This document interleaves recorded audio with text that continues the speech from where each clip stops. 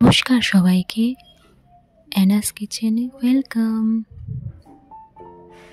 এমন অনেকেই আছো যারা লাউ খেতে ভালোবাসো না। একবার এইভাবে বানিয়ে খেয়ে দেখো তো কেমন লাগে।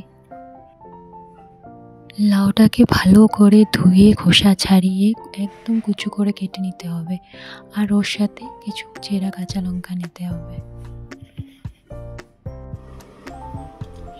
ফোড়নে শুকনো লঙ্কা, তেজপাতা আর রাঁধুনি তেলে দিয়ে কেটে রাখা লাউ লঙ্কা একসাথে দিয়ে দিতে হবে।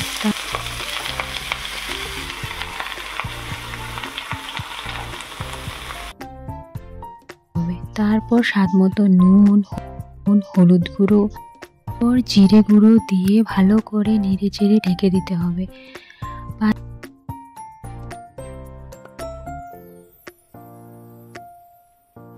অন্য একটা কড়াতে মাছের মাথা একদম লাল করে ভেজে